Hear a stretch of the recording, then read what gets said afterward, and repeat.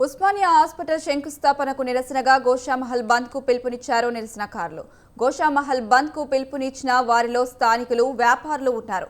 ఈ నేపథ్యంలో స్టేడియం చుట్టూ భారీ బందోబస్తు ఏర్పాటు చేశారు. ప్రతి ఒక్కరిని తనిఖీ చేసి పంపుతున్నారు పోలీసులు. నిఘా వర్గాల హెచ్చరికతో స్టేడియంలో నిర్వహించవలసిన సభ వాయిదా పడింది.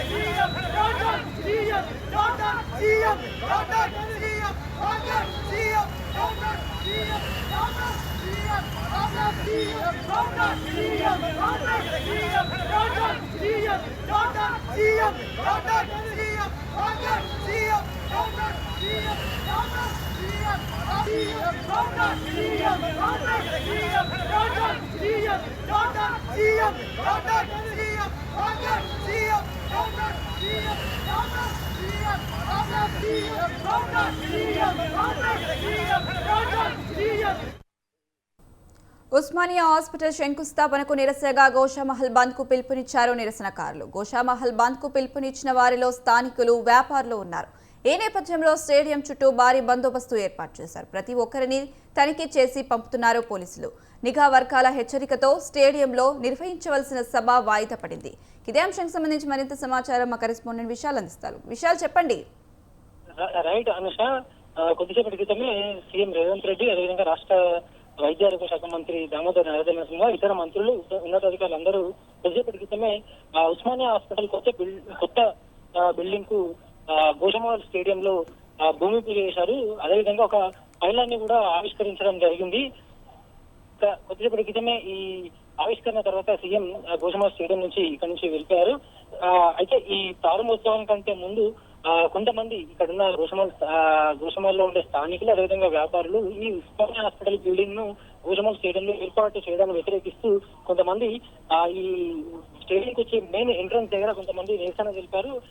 మరికొంతమంది అక్కడ రోడ్డు మీద కూర్చొని ఇక్కడ నుంచి ఇక్కడ హాస్పిటల్ ఏర్పాటు చేయడానికి కూడా వాళ్ళు నినాదాలు కూడా చేశారు. ఇక నిరసన తెలుపుతున్న వారిని పోలీసులు అరెస్ట్ చేసి బేగం బజార్ పోలీస్ స్టేషన్ కు తరలించారు. ఇక ఉస్మానియా హాస్పిటల్ బిల్డింగ్ ని ఎక్కడైతే గోషామహల్ స్టేడియం లో ఏర్పాటు చేద్దామనుకుని ప్రభుత్వం నిర్ణయం తీసుకుందో అప్పటి నుంచి కూడా ప్రతిరోజు కొంతమంది గోషామహల్ స్టేడియం లో నిరసన తెలుపుతూనే ఉన్నారు.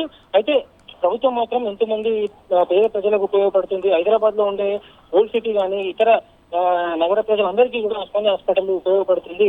దాదాపు 3,000 మందికి పైగా ప్రతిరోజు ఇక్కడ ట్రీట్మెంట్ తీసుకునే విధంగా కూడా హాస్పిటల్ నిర్మాణం కాబోతుందని కూడా ప్రభుత్వం చెప్తూ వస్తుంది. మొత్తానికైతే ఈ రోజు ఈ హాస్పిటల్ శంకుస్థాపన కార్యక్రమం ప్రశాంతంగా జరిగింది. కొంతమంది మాత్రం నిరసన తెలిపే ప్రయత్నం చేశారు అనుష. అయితే విశాల్, గోషామహల్ బంద్ కు పిలుపునిచ్చిన వారిలో ముఖ్యంగా స్థానికులు, వ్యాపారులుగా ఉన్నట్టుగా తెలుస్తుంది. అంటే ముఖ్య కారణాలు ఏంటి? వీళ్ళు బంద్ కు పిలుపుని ఇవ్వడానికి గల కారణాలు ఏంటి? నిరసన తెలపడానికి గల కారణాలు ఏంటి? ఇక్కడ వ్యాపారస్తులు కానీ స్థానికులు కానీ తెలిపేది ఒకటి, ఇక్కడ హాస్పిటల్ కనుక ఏర్పాటు చేస్తే హాస్పిటల్ నుంచి వచ్చే వాసన, అదేవిధంగా ఇతర వ్యర్థాలన్నీ కూడా ఇక్కడ ఉండే ప్రజలందరికీ తమకి ఇబ్బందికరంగా మారుతాయి. ఇక ప్రతిరోజు ఇక్కడ ఎంతో మంది పేషెంట్లు వివిధ అనారోగ్య కారణాలతో వస్తారు. దీంతో ఇక్కడ ఉండే స్థానిక ప్రజలందరికీ తమకి ఎంతో ఇక్కడ ఇబ్బందులు ఎదురయ్యే అవకాశం ఉంటుందని వాళ్ళు ప్రధానంగా ఈ సమస్యను వాళ్ళు తెలియజేస్తూ వస్తున్నారు. ఇక ప్రభుత్వం కూడా దానికి రచయిత ప్రయత్నం చేసింది, వారితో మాట్లాడే ప్రయత్నం కూడా చేసింది. ఇక స్థానిక ఎమ్మెల్యే గోషామహల్ ఎమ్మెల్యే రాజా సింగ్ కూడా నిన్న కుంభమేళా నుంచి ఒక మెసేజ్ కూడా పంపించడం జరిగింది, ఇక్కడ ఏర్పాటు చేయొద్దని. అయితే ప్రభుత్వం కూడా చెప్తుంది ఒకటే, ఎంతో మంది పేద ప్రజలందరికీ కూడా ఈ హాస్పిటల్ నిర్మాణం పూర్తయితే ట్రీట్మెంట్ అందించే అవకాశం ఉంటుంది. అత్యాధునిక సదుపాయాలతోటి దాదాపు 2,000 కోట్లతోటి హాస్పిటల్ నిర్మాణం చేస్తాము. ప్రస్తుతం ఉన్న ఉస్మానియా హాస్పిటల్లో ప్లేస్ చాలా 6 నుంచి 7 ఎకరాలు మాత్రమే ఉంది. అక్కడ విశాలంగా ఏర్పాటు చేసే అవకాశం తక్కువ ఉంటుంది. కానీ ఇక్కడ పెద్ద విశాలంగా అటు ఏదైనా ప్రమాదాలు జరిగినా కానీ అన్నిటికీ అన్ని అవసరాలను తీర్చే విధంగా కూడా ఇక్కడ హాస్పిటల్ ని నిర్మాణం చేయొచ్చు. 26 ఎకరాలలో విశాలంగా నిర్మాణం చేసుకోవచ్చని కూడా చెప్తున్నారు. ప్రస్తుతానికైతే